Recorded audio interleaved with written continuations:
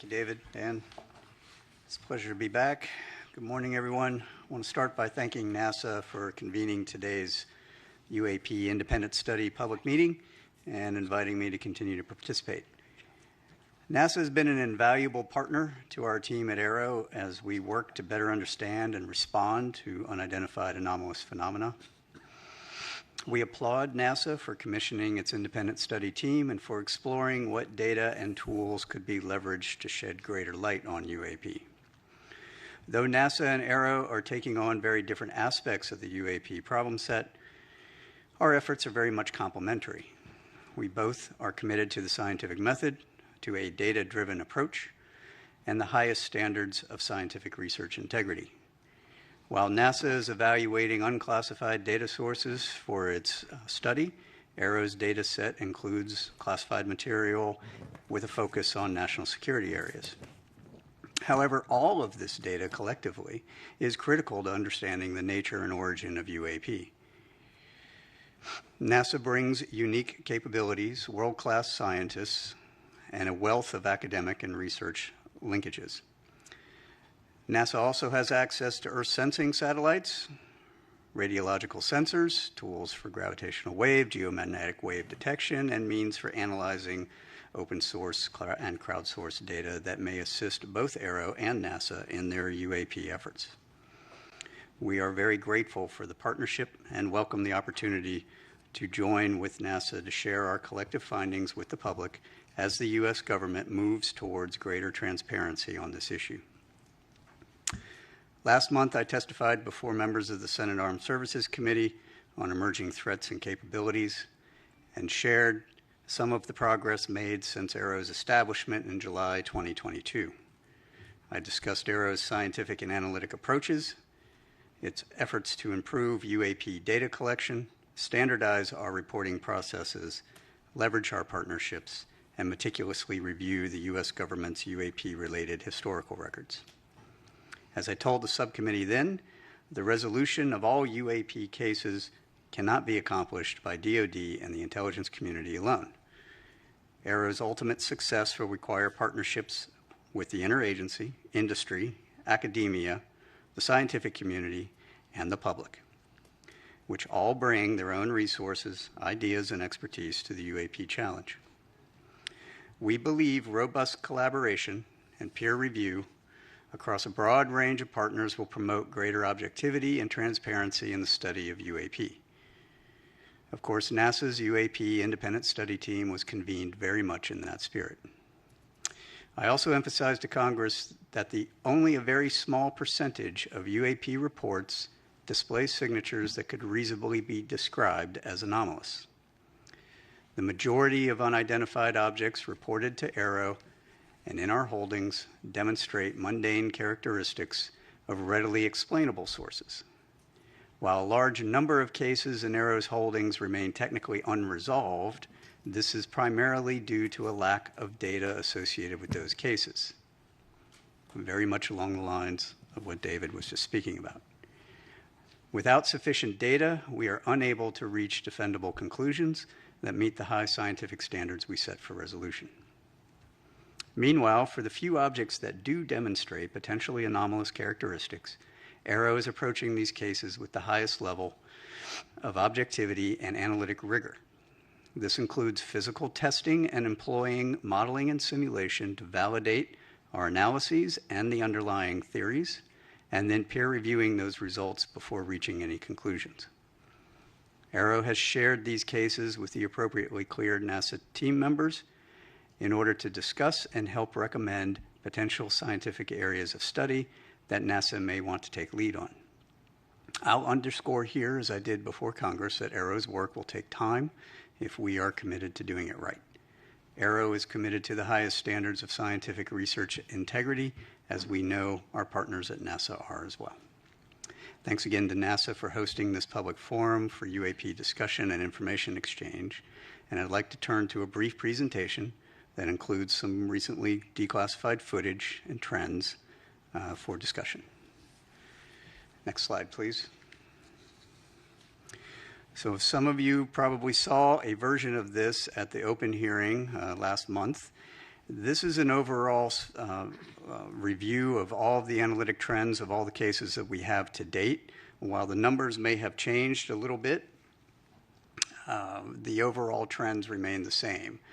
Most of what we are seeing reported by aircraft are at the altitudes where we fly aircraft. That should not be a surprise. You will note, however, that I have no space reports and I have no maritime reports. That is notable, even though we are looking across all of those domains. On the upper right, we have UAP morphologies. The vast majority of what has been reported and what we have data on, a little less than half now, are orbs, round spheres. And in the bottom right, you will see in the heat map of the areas where we get most of our reporting. This is very much a collection biased map. This is where our sensors are, our military and our IC and some of the FAA data. In the middle, it is what we call our typical UAP characteristics for the vast majority of the cases that we see. One way of looking at that is we'll call it a target package. This is the thing we are out hunting for in most cases. Next slide, please. This is an example of one that I showed at the hearing recently. This is a spherical orb, metallic, in the Middle East, 2022, by an MQ-9. I will come back to the sensor question that David raised here in a moment. This is a typical example of the thing that we see most of. We see these all over the world, and we see these in making very interesting apparent maneuvers. Okay, that is actually pretty crazy. They're actually showing some kind of mysterious orb that is flying, and it doesn't look like it has any kind of propulsion system. So could it be using be working on electromagnetic waves, and there's something on the inside that allows it to adjust, the magnetic capabilities? This one in particular, however, I would point out, demonstrated no enigmatic technical capabilities and was no threat to airborne safety. While we are still looking at it, I don't have any more data other than that. And so being able to come to some conclusion is going to take time until we can get better resolved data on similar objects that we can then do a larger analysis on. Next slide, please. I'm going to let this play through. This is a newly released video. You'll notice there are two dots moving back and forth. There is a plane at the bottom that's moving across the screen, and now there are three dots moving back and forth. The moving back and forth is from the sensor and the platform that's collecting it. This is a P3 on a training mission in the Western United States. They picked these up and they tried to intercept and was unable to intercept them. But just because these objects are unidentified does not mean they're actually like aliens from some other planet. It could still be human-made technology. Apart from that motion, and you'll see a little bit of defocusing from the sensor itself, there is no other oddity about this, except for the fact that they couldn't catch them. The reason they couldn't catch them is because after further analysis, it was shown that those objects were actually much farther away from the P3 than they thought.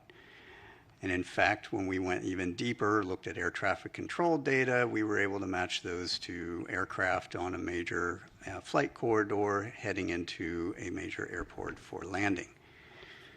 Oh, okay, so yeah, it was man-made technology, airplanes. This is the kind of thing that can spoof and or provide misperception of both very highly trained pilots as well as sensors, right? And this was reported as an odd grouping of 3 UAP. All right. That is not to say that the pilots didn't know what they were looking at, or they knew what they were looking at, but they weren't really sure. But it also is meant to say that when they're not sure, they're reporting it now. and that's what they're supposed to be doing. And then we have to go look at it. Next slide, please.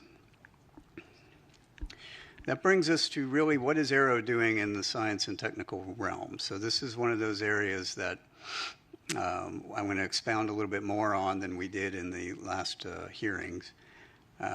Aero has a robust scientific plan that we are required to then provide to Congress here pretty soon. One of the first things that we're doing is looking across all the existing sensor data against that typical UAP target that I gave you up at the very first slide. That goes beyond DoD and IC sensors. That's commercial, that's civil, that's and with partnership with NASA sensors and NOAA sensors. Understanding if any of these Earth sensing satellites, any of these airborne platforms, any of these ground radars, whether it's FAA or other, can actually see these things, given what we've got so far, is going to be an important first step to understanding which sensors are going to be relevant. From there, we are augmenting with dedicated sensors that we've purpose-built, designed to detect, track, and characterize those particular objects. We will be then putting those out in very select areas for surveillance purposes. Partnerships with academia, exploring the signatures to match to our data. So understanding if a thing is moving and if it is doing certain anomalous activities, what are the signatures we would expect to see? How do we pull on that? And then from there, how do I tune my collection architecture to go after it? Statistical analytic techniques. We're working with a couple of universities on how do I do broader-based statistical analysis on unclassified and classified data so that I can apply those analytics to our holdings.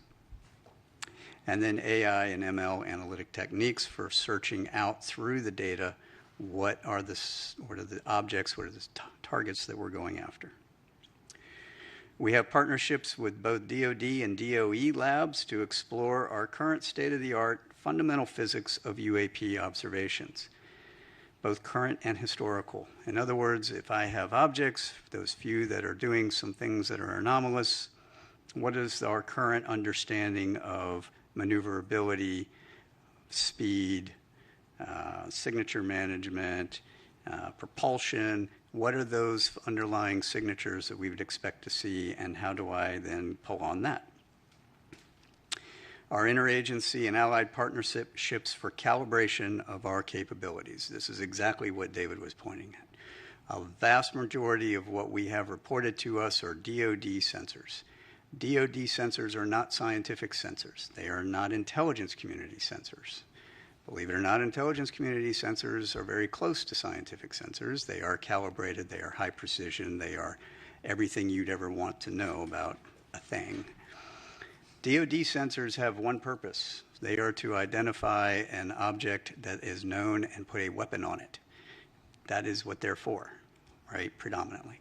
So understanding how do you calibrate those against these known objects? How do I fly an F-35 against a weather balloon at different speeds and different altitudes and different sun conditions and different lighting conditions and heating conditions?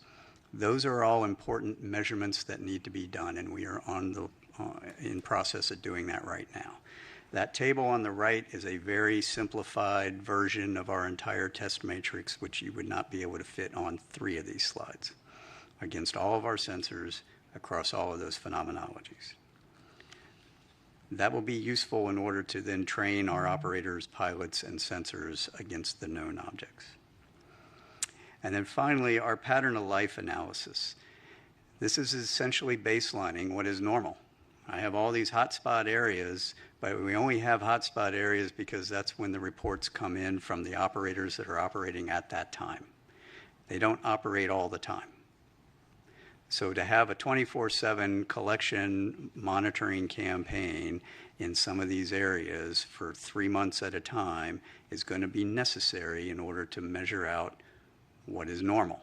Then I'll know what is not normal, right, when we have additional things that come through those spaces. And that includes space and maritime.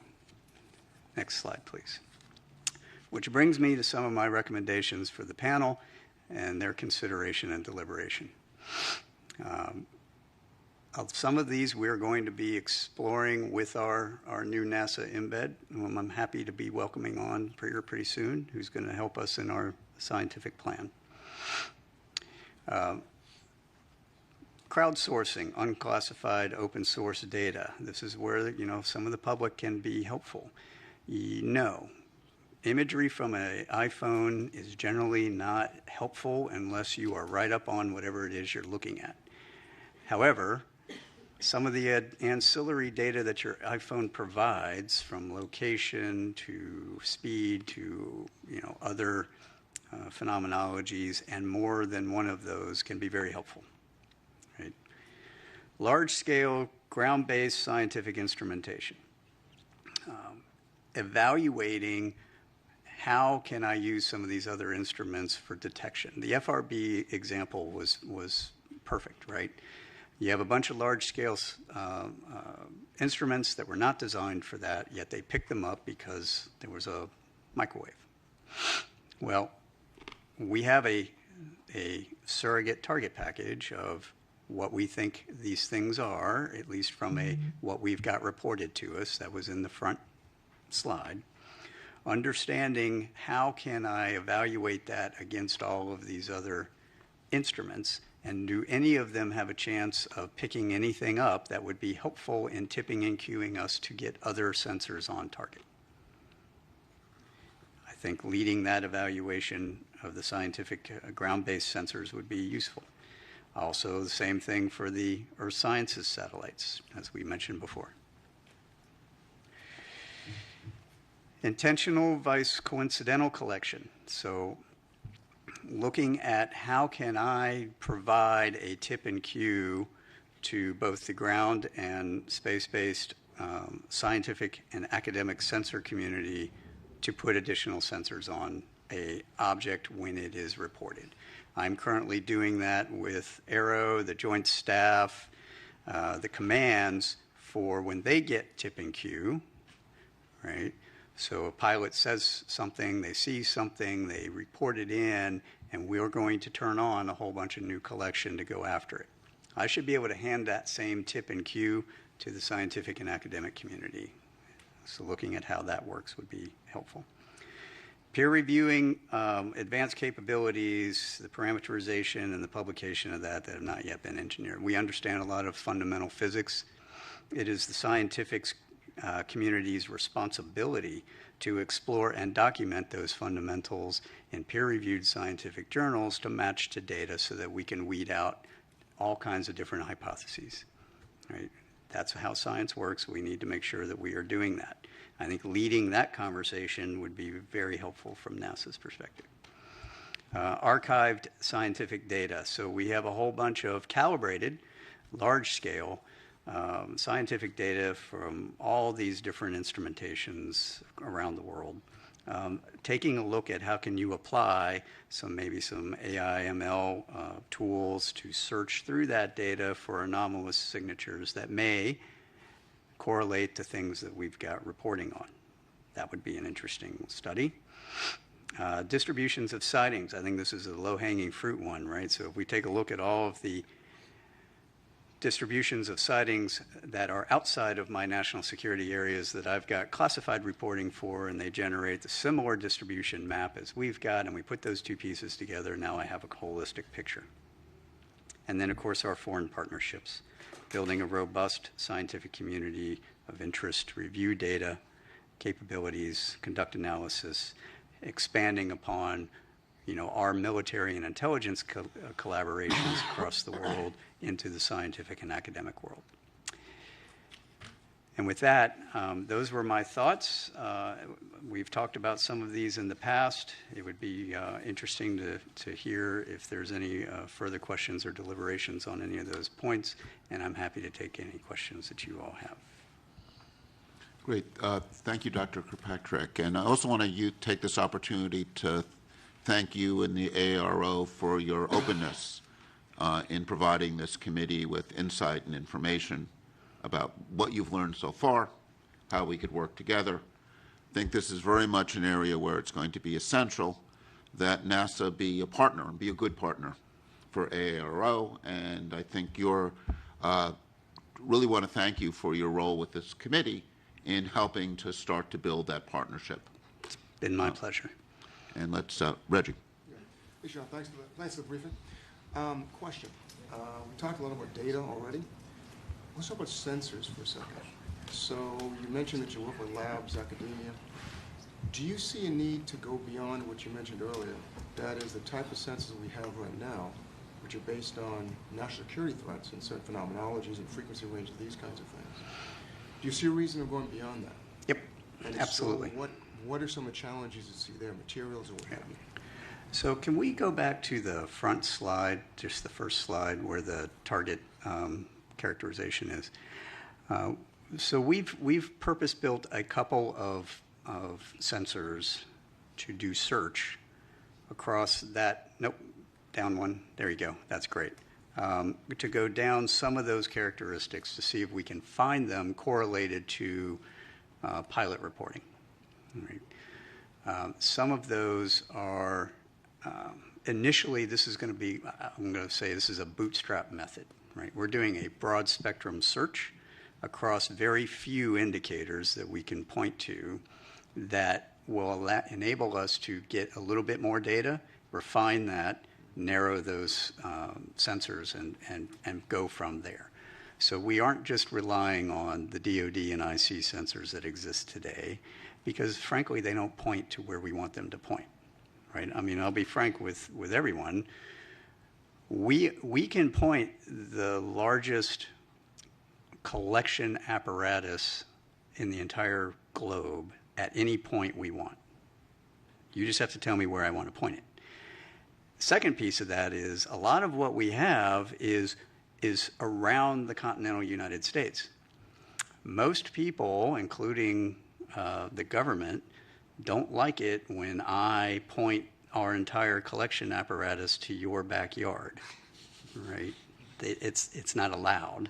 We have some laws about that, and we've got to figure out how to do this only in the areas that I can get high confidence there's going to be something there, and high confidence I'm not going to break any laws doing it. Right? So there's a trade there. So some of these ground-based point detectors are going to be necessary for that, to point up, to point out, to search. Coupled with, we're evaluating a number of sensor opportunities across different organizations, academia, industry, whatnot, that already exist or are being built for similar purposes, or maybe other purposes that I might be able to recalibrate for this and see if those will have a chance of seeing that target, right? So that's where the modeling and sim comes in. Can I take that target, put it into your sensor, and have a chance of seeing it? If I can, then I might want to use that. Right. Oh, wait. Who's next? Are you? Go. Thanks, Sean. I have the questions you probably don't want, which are about numbers, unless I missed them during your presentation. You had said that only a very small percentage of your cases display signatures that could be anomalous, and then followed that up with the few objects that do demonstrate potentially anomalous characteristics. What numbers are we talking about? How big is your database? How many years was it collected over? Yep. And were those observations made? And then by few, what do you mean? Right. No, that's a great question. So this chart, as I mentioned, we've updated with our current data holdings. At the time of my open hearing, we were at 650 cases-ish. We are now over 800. We are putting together our annual report, which will be due August 1 to the Hill. And in it, and there will be an unclassified version, as there always has been, we will have those updated numbers at that time. We roughly get, I mean, you can do the math, you know, it depends anywhere from 50 to 100-ish new reports a month. Now, the reason we had such a big jump recently is because I got FAA's data integrated in finally, and so we ended up with like 100 and some odd new cases. So there's reason why it's going to fluctuate. The numbers that I would say, so we're gonna try to do a little more fidelity on some of the analytics when we report out. But the numbers I would say that we see are possibly really anomalous are less than single-digit percentages of that total database. So maybe 2 to 5-ish%. Wait. Who's next? Is this on? Jen. Hi. All right. I'll stand up because I'm I'm gonna on get the to other you. end of the room. Thanks, Sean, for your presentation and for some of the video footage that we saw. While we're all good scientists on this panel, I think that I look at it with an untrained eye of looking at that video. And so I see 3 spots moving, and everything else in the background looks like it's stable. Can you talk a little bit more about either the sensor platform or what we're seeing that's stable in the background? Because they've been identified as airplanes, and there's clear description of from other data sources that came in to help clarify that. But when I look at this, what are all of the white spots in the background that we're seeing that are stable? So those are that's a star background. Pretty sure that's a star background. Now, so you're looking at those planes were roughly 30 to 40-ish miles away, if I remember correctly. And when you see that smaller plane that comes in at the bottom, that one was much, much closer. It was like maybe 6 to 10 miles away, right? And so the jitter in the sensor is what you're looking at. Right, okay, so the 3 spots, because they look like they're moving at about the same, Right, they are. right? And if they were flying together, but they're not, is what I'm hearing. This is the sensor moving. They're in a flight line, Right, so they're equally spaced in a flight line, and the sensor is jittering. thank you. Yes, Appreciate that. yes.